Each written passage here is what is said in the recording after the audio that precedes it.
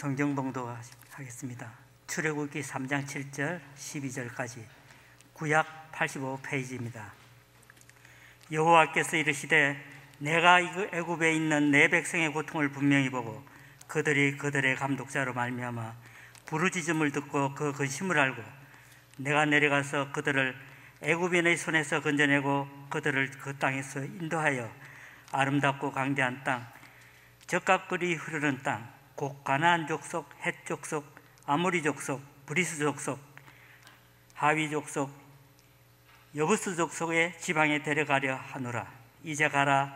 이스라엘 자손의 부르짖음이 내게 달하고 애굽 사람이 그들을 괴롭히는 학대도 내가 보았으니 이제 내가 너를 바로에게 보내어 너에게 내 백성 이스라엘 자손을 애굽에서 인도하여 내게 하리라. 모세가 하나님께 아뢰되 내가 누구에게 바로에게 가며 이스라엘 자손을 애굽에서 인도하여 내리까? 하나님이 이르시되 내가 반드시 너와 함께 있으리라. 내가 그 백성을 애굽에서 인도하여 낸 후에 너희가 이 산에서 하나님을 섬기리니 이것이 내가 너를 보낸 증거니라. 아멘. 네, 오늘은 우리 성도님들과 함께 은혜를 나누기 전에 이렇게 우리 옆에 분들과 함께 인사했으면 좋겠습니다. 남녀 구분하지 마시고요. 제가 가르쳐드린 이 인사말로 꼭 인사하셔야 됩니다. 부담스러워하지 않으셔도 되는 게 쉬운 인사말입니다. 그리고 좀 어려워하시는 분들도 계시는데 그냥 마음을 담아서 이렇게 인사해 주시면 됩니다. 우리 옆에 있는 분들과 함께 인사하도록 하겠습니다. 꽃보다 아름다우십니다. 할렐루야. 너무 좋습니다. 모든 만물이 생동하는 시기입니다. 봄이고 꽃이 활짝 피고 있는 시기이기도 하고요. 코로나가 이제 공식적으로는 모든 모임이 이제 어떤 교회 안에 소모임 금지, 소그룹 금지 하던 것들이 다 없어졌습니다. 다 없어졌고 이제 밖에 나가실 때는 마스크를 벗으셔도 되지만 다만 실내 그리고 단체 모임이 있을 때는 대중교통을 타실 때는 마스크를 꼭 쓰시고 타라고 이렇게 권면을 하고 있습니다. 많은 것들이 변했어요. 저희가 2020년 2월부터 2년이 넘는 시간 동안 우리 성도님들이 마스크를 쓰시면서 어렵게 또 이곳에 오셨고 또 온라인으로 예배를 드리셨고 많은 어려움들이 있었습니다. 하지만 그럼에도 불구하고 우리 교회에서 말씀은 계속 선포되었어요. 우리 성도님들이 신앙생활을 계속 이어가셨습니다. 그렇기 때문에 이곳에 오시고 그리고 온라인으로 예배드리시는 우리 모든 성도님들을 축복합니다. 오늘은 때를 주시는 여호와라는 말씀으로 함께 은혜를 나누고자 합니다. 제가 이 말씀을 왜 드렸냐면 때라는 것이 있어요. 우리가 원하는 때도 있고요. 그리고 이렇게 하면 잘 되지 않을까, 그리고 이렇게 하면 성공하지 않을까라고 바라는 때도 있고요. 그리고 결국 하나님께서 이끌어 가시는 하나님의 때가 있습니다. 우리 성도님들이 살아가실 때 많은 경험들을 하시잖아요. 많은 경험들을 하시는데 깨닫게 되는 것은 바로 이것입니다. 내가 아무리 발버둥 치려고 그리고 아무리 발버둥 치고 그리고 그곳에서 벗어나고자 하지만 하나님이 준비한 때, 그 때를 우리는 살아가게 된다라는 거예요. 우리 성도님들이 힘든 때도 있고 어려운 때도 있지만 다 지나가고 나서 보면 하나님께서 이것을 준비해 주셨구나. 그 어려움 가운데, 그 고난 가운데, 환난 가운데 하나님께서 이것을 준비함이었구나 라는 것을 깨닫게 된다라는 사실입니다. 우리 오늘 예배에 동참하신 우리 성도님들이 우리가 눈이 있어서 보게 하시고 귀가 있어서 듣게 하시고 깨닫는 마음을 주세요라고 함께 기도하는 마음으로 예배를 드렸으면 좋겠습니다. 솔직히 오후 예배가 졸린 시간이잖아요. 그래서 저는 예배 시작하기 전에, 설교 시작하기 전에 항상 인사를 하고 시작하도록 하고 있는데요. 우리 성도님들이 그때마다 밝게 웃으시면서 인사를 함께 해주셔서 감사한 말씀을 드리도록 하겠습니다. 오늘 우리에게 주신 이 말씀을 가지고 우리 성도님들이 나에게 주시는 때가 언제일까? 그리고 또 기대함으로 나아가는 우리 모든 성도님들 되시기를 바랍니다. 성경을 보면 인물들이 참 많이 나옵니다. 말씀을 드리자면 제 이름과 똑같은 인물도 등장을 하죠. 굉장히 어떻게 보면 저도 이제 부담이기도 해요. 왜냐하면 그 인물처럼 살아갈 수 없음에도 불구하고 계속해서 제 자신을 채찍질하는 거죠. 하나님 안에서 살아가려고 노력을 하는 겁니다. 그리고 또 그 인물을 바라보면서 하나님께서 준비한 것들을 성경을 통해서 발견하게 되잖아요. 그렇기 때문에 그 안에서 은혜도 누리게 된다라는 것입니다. 모세라는 인물이 있습니다. 모세라는 인물을 너무 평면적으로 생각하시는 분들이 많으세요. 이 얘기가 무슨 얘기냐면, 모세라는 인물은 참 인생 가운데 역경을 살펴보면 참 어려움이 많았던 인물이었습니다. 그는 처음부터 위대한 이스라엘의 지도자도 아니었고, 그리고 처음부터 이스라엘 백성들을 끌어서 인도했던 믿음이 강한 인도자도 선지자도 아니었습니다. 하나님께서 그 사람을 들어서 사용함에 있어서 얼마나 훈련시키는지 모세를 보면 우리가 깨닫게 된다라는 것입니다. 하나님의 일정한 계획이 있고 그 안에 비밀이 숨겨져 있다라는 사실입니다. 그렇기에 우리는 오늘 모세를 통해서 그 안에 숨겨진 하나님의 뜻이 무엇인지, 그리고 하나님께서 준비한 때가 무엇인지 한번 살펴보도록 하겠습니다. 모세는 한때 자기 자신에게 기고만장하던 때가 있었습니다. 왕궁에 살아가면서 아무것도 자신을 제한하지 않았고 자신이 할 수 있는 것은 무엇이든지 할 수 있는 사람이었습니다. 자기 자신의 도취에서 40년 동안을 왕궁에서 살아가게 됩니다. 그래서 이때를 자기 자신의 때 또는 자기 과신의 때라고 말씀을 드리겠습니다. 그러다가 그는 우리가 잘 알고 있듯이 사람을 죽이게 됩니다. 살인자가 되고, 요즘으로 말씀을 드리자면 전과자가 순식간에 되었습니다. 손에 피를 묻히게 되었고 사람들을 피해서 도망다니는 신세가 되었습니다. 그래서 미디안 광야로 그가 도망을 가서 그곳에서 자포자기의 인생을 살아가게 됩니다. 40년 동안, 무려 40년 동안 그렇게 도망자의 신세, 자포자기의 때를 보내게 됩니다. 모세의 삶에 있어서 이 두 가지 모습은 우리를 또한 발견하게 되는, 모세를 통해서 발견하게 됩니다. 우리들에게도 동일하게 나타나는 현상이라는 것입니다. 우리들에게도 모두 한때 기고만장했던 때가 있었어요.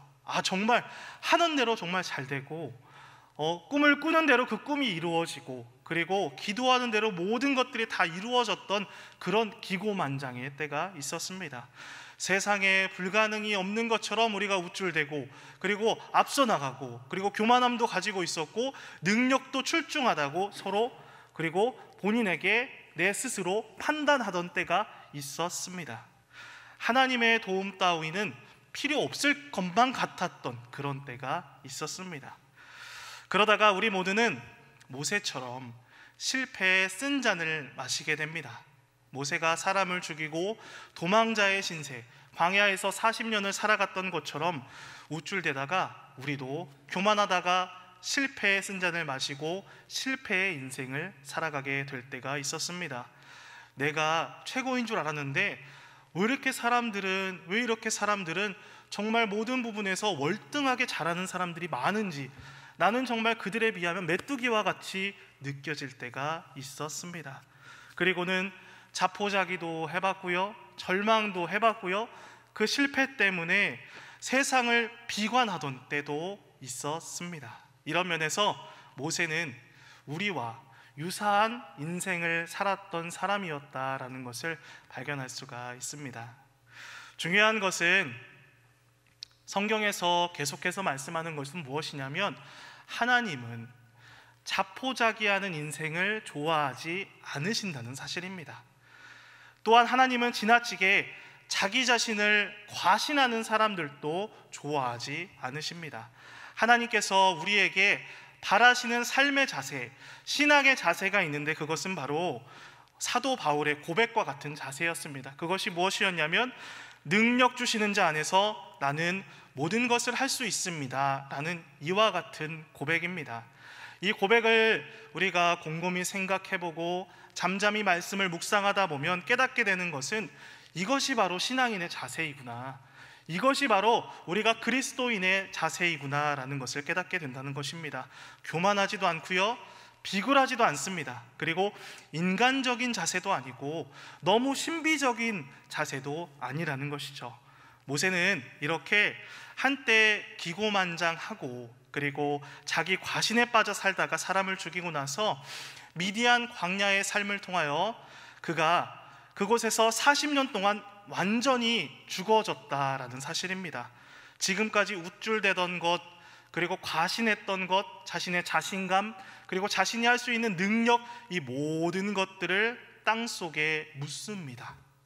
그리고 나서 철저하게 자신을 비웁니다.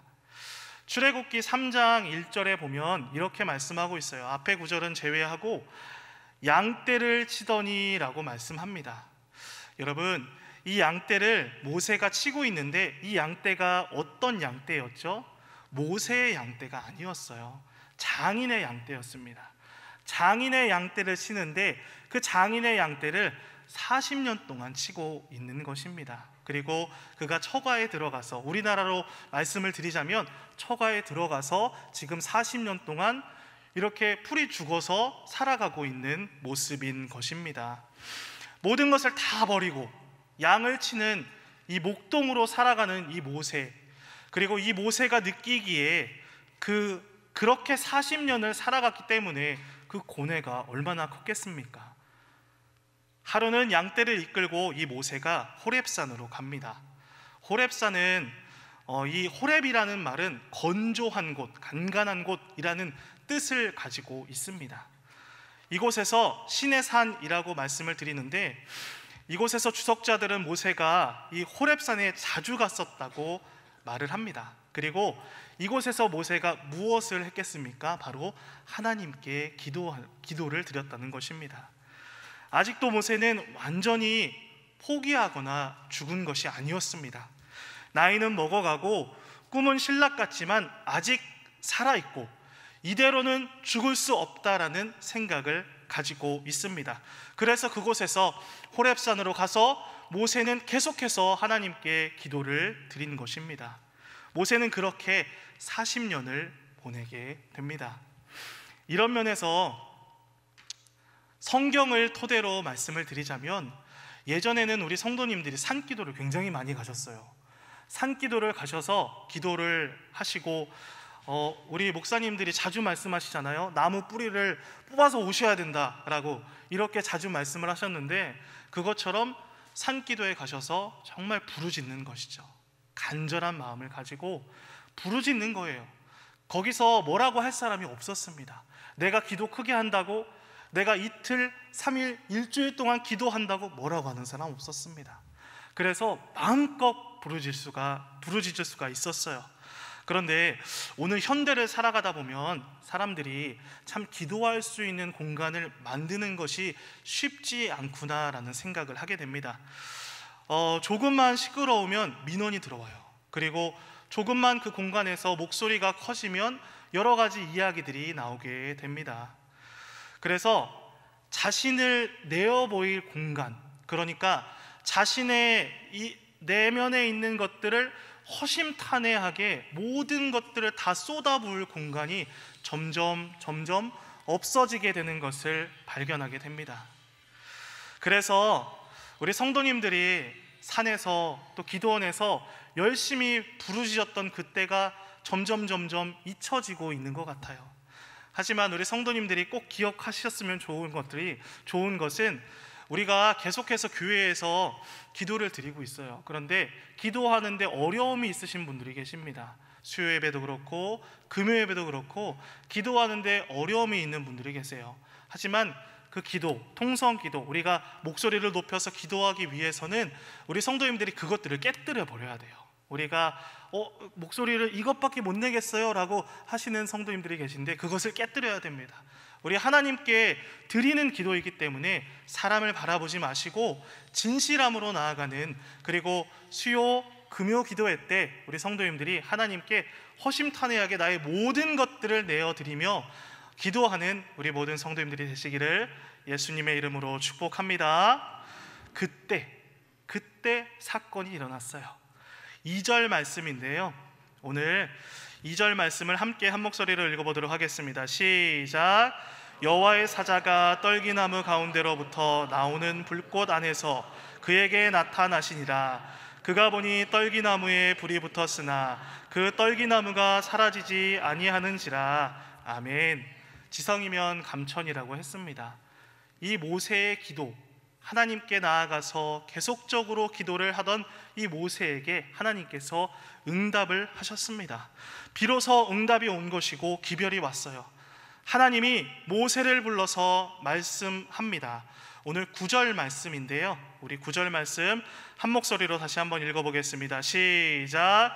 이제 가라. 이스라엘 자손의 부르짖음이 내게 달하고 애굽 사람이 그들을 괴롭히는 학대도 내가 보았으니. 그렇습니다. 이것이 바로 모세의 소명이었습니다. 하나님께서 모세를 부르신 이유와 목적이었습니다. 하나님이 모세에게 나타나실 때 떨기나무 가운데 나타나셨다라고 성경에서 말씀하고 있습니다. 이 떨기나무라는 것은 가시덩굴, 쉽게 말씀을 드리면 가시덩굴이라고 말씀을 드릴 수가 있어요. 고상하지도 않고 볼품도 없는 그런 나무입니다. 그런 나무 가운데 하나님께서 임재하신 것입니다. 그것을 어떤 주석가들은 모세를 부르신 하나님은 지금 노예로 궁핍하게 살고 있는 백성들의 고난을 이해하도록 이렇게 거친 곳에서 모세에게 나타나셨다라고 해석하는 주석가들도 있습니다. 그러니까 하나님은 지금 고난받고 있는 백성들, 지금 고난받고 있는 이 백성들을 생각하고 계시다는 것입니다. 그들을 계속해서 생각하고 기다리고 있다라는 것입니다. 그래서 불꽃 속에서 하나님이 임재하셔서 말씀하고 있는 것입니다. 쉽게 말씀을 드리면, 모세야, 고통받고 있는 백성의 부르짖음이 하늘에 닿았느니라. 그러니까 내가 가서 내 백성을 구원하라 라고 하나님께서 분명하게 말씀하신 것입니다. 모세는 그때 정신이 번쩍 들었습니다. 모세가 지금까지 살았던 모습들, 그러니까 지금까지 까마득하게 잊고 있었던 것들을 하나님의 음성을 듣고 생각나게 한 것입니다. 그것이 바로 세 가지인데요, 오늘 이 세 가지, 오늘 예배를 드리는 우리 모두가 발견해야 될 것이라고 생각을 합니다. 그래서 이 세 가지 은혜를 함께 나누고자 합니다. 첫 번째는 고통 속에 신음하는 내 민족의 백성들을 보아야 합니다. 우리 10절 말씀 함께 읽도록 하겠습니다. 시작. 이제 내가 너를 바로에게 보내어 너에게 내 백성 이스라엘 자손을 애굽에서 인도하여 내게 하리라. 아멘. 모세는 40년 동안 이 광야에 살 때 자신의 문제에 집착했던 것입니다. 자신의 눈앞에 있는 문제, 자신이 저질렀던 그 살인이라는 것에 휩싸여서 그가 지금까지 그것을 고민하느라 애굽에서 고통받고 있는 동족들을 생각할 틈이 없었던 것입니다. 까맣게 잊고 있었습니다. 자신의 문제에 급급해서 다른 주위를 둘러볼 수 있는 여유를 완전히 잃어버린 것입니다. 경마를 할 때 말들이 뛰어갑니다. 말들이 뛰어가는데 굉장히 특징 중에 하나가 무엇이냐면 말의 눈을 가립니다. 말의 앞에를 가리는 것이 아니라 옆에를 완전히 시야를 차단합니다. 그래서 앞만 보고 달려갈 수 있도록 그런 특징을 갖고 있습니다. 이렇게 말들이 옆에를 바라보지 못하면 앞만 보고 계속해서 뛰어가게 됩니다. 마찬가지로 모세도 이와 같았다라는 것입니다. 주위를 둘러볼 수 있는 여유가 없었어요. 자신의 이 모든 문제에 집착했기 때문에 앞만 보고 그 길을, 그리고 광야에서 시간을 보냈던 것입니다. 그러다가 오늘 하나님의 말씀을 듣고서 비로소 지금 고통받고 있는 이스라엘의 백성들, 그러니까 동족을 생각나게 한 것입니다. 참 부끄러운 모습이 아니라고 말씀을 드릴 수가 없어요. 우리들이 세상을 살면서 마땅히 생각해야 될 것들을 잊고 살아갈 때가 있습니다. 하나님께서 분명하게 우리에게 말씀해 주셨는데, 그리고 주위 모든 사람들을 통해서 깨닫게 해주셨는데 우리가 이것을 잊고 살아갈 때가 있어요. 그때가 바로 자기 자신에 집착해서 살아갈 때라는 것이죠. 사람이 자기 자신에게 지나치게 집착하면, 이렇게 살아가면 남이 보이지가 않습니다. 이웃이 보이지가 않습니다. 왜냐하면 내 미래만, 그리고 내 앞에 현재만 바라보고 있기 때문입니다. 그때는 남밖에 아무것도 보이지 않습니다. 우리 집 밖에는, 우리 차 밖에는, 우리 가족 밖에는 보이지 않습니다. 주위를 볼 수 있는 여유를 잃어버리게 된다라는 것입니다.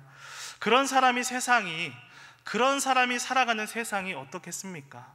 나만을 생각하는 사람, 내 가족만을 챙기는 사람, 다른 주위 사람들이 무슨 말을 하던 그 말을 듣지 않고 내 인생을 정말 이기적으로 살아가는 사람, 여러분, 그 사람이 좋은 평가를 받을 수가 있을까요? 그렇죠. 답은 정해져 있는 것 같습니다. 모세가 지금 이 하나님의 말씀을 듣고 나서 번뜩 생각이 난 것입니다. 동족을 생각하게 되었고, 자신의 문제에 빠져서 자포자기하다가 하나님의 말씀을 듣고 번쩍 깨어났던 것입니다. 우리 모두 내 주위 이웃을 한 번 더 살펴보는, 그리고 우리 성도님들 각자 한 분 한 분에게 말씀해 주셨던 소명이 있습니다. 그 소명을 다시 한번 생각하는 이번 일주일이 되시기를 예수님의 이름으로 축복합니다. 두 번째로, 나를 사용하시려고 준비하신 하나님을 만나야 합니다. 우리 12절 말씀입니다. 우리 12절 우리 한 목소리로 함께 읽어보도록 하겠습니다. 시작. 하나님이 이르시되 애굽에서 인도하여 낸 후에 너희가 이 산에서 하나님을 섬기리니 이것이 내가 너를 보낸 증거니라. 아멘. 모세는 지금까지 하나님을 직접 만나본 경험이 없었던 사람입니다. 지금까지 어머니로부터 계속해서 그 하나님 들었던 하나님, 그런데 직접 경험해 보지는 못했다라는 것입니다. 오늘같이 이렇게 직접 하나님을 만나보기는 처음이라는 것입니다. 그래서 모세는 하나님께 묻기를 당신은 누구십니까? 라고 이렇게 물어봐요. 사람들이 당신을 누구냐고 물으면 내가 뭐라고 대답해야 될까요? 라고 이렇게 하나님께 묻습니다. 이렇게 물었을 때 하나님께서 나는 스스로 있는 자니라 라고 말씀하셨습니다. 이 말을 자존자라고 말씀을 드릴 수가 있어요.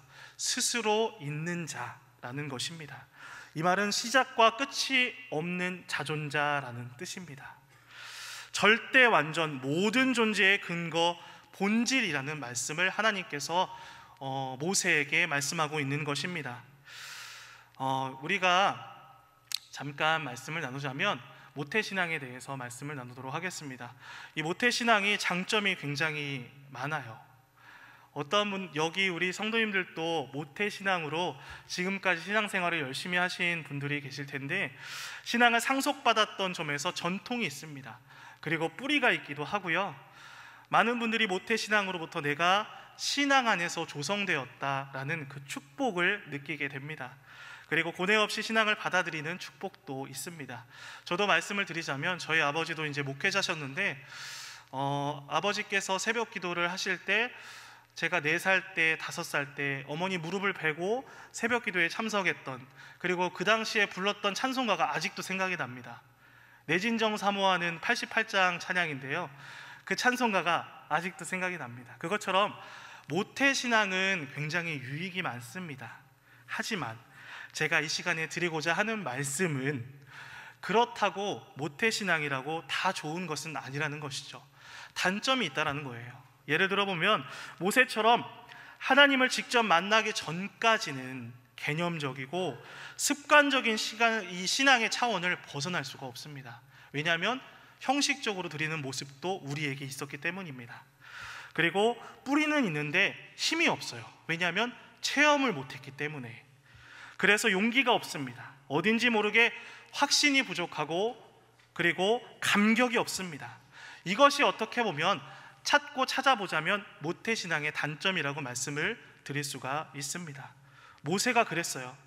어머니로부터 귀가 닳도록 들은 그 하나님을 만나지 못했기 때문에 이야기를 많이 들었는데 어딘지 모르게 구체적이지 못하고 확신이 없었습니다. 믿음의 길을 걸어가지 않았습니다. 개념적인 이 신앙의 차원을 넘어서지 못하는 모습을 볼 수가 있습니다. 그런데 그날 이 모세가 우리가 읽었던 오늘 성경에 보면 그날 모세는 하나님을 만나게 됩니다. 직접 하나님을 만나고 보니까 신앙이 구체적으로 변하게 되는 거예요. 하나님을 내가 뵙고 나니까 성령님을 경험하고 나니까 내 안의 신앙이 직접적으로 움직일 수 있는 힘, 동력을 얻게 되었다라는 것입니다. 자신감이 생겼고 능력에 사로잡혔고 이것이 바로 모세가 될 수 있었던 분기점이라고 말씀을 드릴 수가 있습니다. 우리들도 하나님을 구체적으로 만나야 됩니다. 제가 모태신앙과 그리고 모태신앙이 아닌 분을 가르기 위해서 지금 드린 말씀이 아니에요. 모태신앙이어도 열정적인 분들이 계시고 그리고 모태신앙이 아니어도 그렇게 그냥 형식적으로 들으시는 분들도 계십니다. 제가 이 시간에 드리고 싶은 말씀은 우리 성도님들이 하나님을 경험해야 된다는 사실입니다. 살아계신 하나님을 오늘도 만나고 내일도 만나고 계속해서 그 하나님의 함께 하나님의 말씀 가운데 거하는 것, 그것이 참된 축복이라고 말씀을 드릴 수가 있습니다. 그래서 매일매일 그 안에서 살아간다고 우리 성도님들이 생각해 보세요. 얼마나 매일매일 감격 가운데 우리가 날마다 감사를 고백하면서 살아갈 수 있겠습니까? 마찬가지입니다. 우리 하나님께 우리 주일이 돼도 감동이 없으신 분들이 계세요. 주일이 돼도 예배를 드려도 마음속에 부정적인 마음만 가득해서 말씀의 씨앗이 뿌려질 때 그 씨앗이 삐집고 들어갈 틈이 없도록 내 성벽을 쌓는 분들이 계십니다. 그러지 마시고 내 돌밭, 내 마음의 이 성벽, 내 마음속에 있는 이 여리고성을 모두 다 깨뜨리셔야 됩니다. 하나님께서 말씀하실 때 내 마음에 감동이 찾아오도록, 그리고 감화가 되어서 감사함으로 하루를 시작하고 일주일을 시작할 수 있도록 우리 모든 성도님들이 그러한 성도님들 되시기를 예수님의 이름으로 축복합니다. 모세가 모든 문제를 해결할 수 있는 이유가 바로 여기에 있었어요. 떨기나무에서 하나님을 만났기 때문에 그의 인생이 확 변하게 되었다라는 사실입니다. 세 번째입니다. 자기 자신을 보고 나를 알게 되었습니다. 하나님이 호랍산 떨기나무 가운데 나타나셨고 그리고 빛 가운데, 불꽃 가운데 이 모세가 그 불꽃을 통해서 자기 자신을 보게 됩니다. 모세는 그때 그 빛에 비추어지는 자신의 모습을 적나라하게 들여다보았습니다. 사람은 이렇게 이야기를 합니다. 자기 자신을 모를수록 용기가 있다라고 말을 합니다. 굉장히 재미있는 말이죠. 그래서 사람이 교만해지는 것입니다. 내 자신을 모를수록 용감해지기 때문에, 용기가 있기 때문에 교만해지는 것입니다. 이렇게 교만한 사람치고 자기 자신을 깊이 성찰하고 바라보는 분들은 안 계신 것 같아요.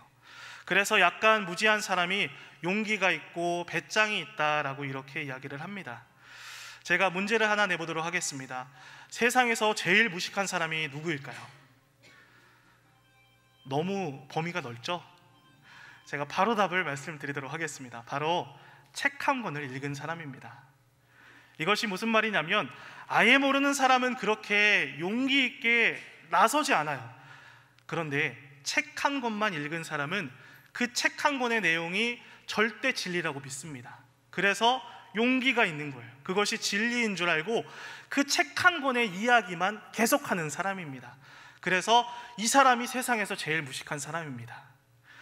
그런데 오히려 책을 많이 접하고 책을 많이 읽으시는 분들은 유연합니다. 사람을 대할 때 굉장히 나에게 다가올 때 급하게 다가오는 사람들에게는 완충제가 되어주고, 그리고 소극적인 분들은 끌어줄 수 있는 사람, 그렇게 유연한 자세를 갖게 된다라는 것이죠. 모세가 자신의 모습을 적나라하게 들여다보았습니다. 그리고 나서 굉장히 부끄러워했어요. 부끄러워서 어쩔 줄을 모르고 있을 때 하나님께서 말씀하셨습니다. 모세야, 내가 애굽에 가서 내 백성을 구해내라 라고 말씀하셨습니다. 아마 그전 같았으면 이 모세가 자신 있게 나섰을 것입니다. 그런데 오늘은 전혀 용기가 나지 않습니다. 전혀 용기 없는 모습을 보이고 있습니다. 그래서 모세는 정중하게 거절을 합니다. 나는 입술이 둔하여서 갈 수가 없습니다 라고 이렇게 하나님께 고백을 합니다. 그랬더니 하나님께서는 그렇게 말하고 있는 모세에게 말씀하시는 것입니다. 내가 너와 함께 하겠다. 끝내 너와 지키고 너를 지키고 너와 함께 하겠다라고 하나님께서 말씀하고 있는 것입니다. 이 말씀을 통해서 깨닫게 되는 것은 무엇이냐면, 하나님은 나는 모든 것을 할 수 있습니다 라고 말할 때 가만히 내버려 두십니다. 하지만 나는 할 수 없습니다 라고 이렇게 고백할 때 하나님은 그 사람을 사용하신다는 사실입니다. 모세도 마찬가지였습니다.